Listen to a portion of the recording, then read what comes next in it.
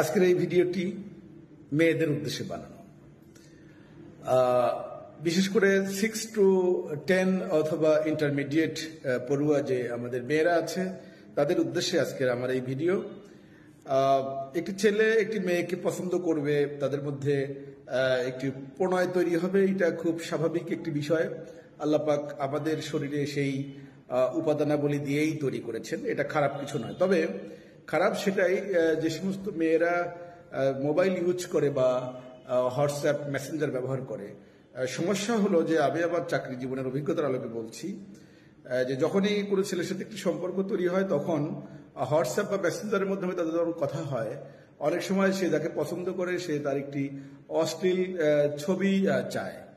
তখন সে তো ভাবে যে ওর সাথে তো আমার সম্পর্কে আছে, ঠিক আছে আমি তো মেসেঞ্জার বা হোয়াটসঅ্যাপের মাধ্যমেই দিচ্ছি।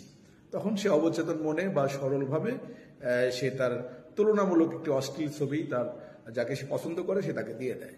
পরবর্তীতে কিন্তু তাদের মধ্যে অনেক সময় সম্পর্কের অবনতি হয়, অনেক সময় সম্পর্ক ভেঙে যায়, আর তখনই ওই ছবির কারণে সে হয়ে যায় ভিকটিম।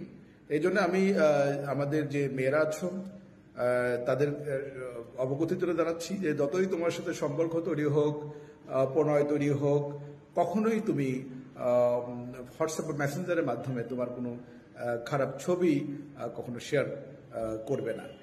এটা হলেই তুমি অন্য একটা সাইডে তুমি তখন তার প্রতি দুর্বল থাকবা, যেটা তোমার স্বাভাবিক জীবনযাপনের জন্য হ্যাম্পার্ড হবে।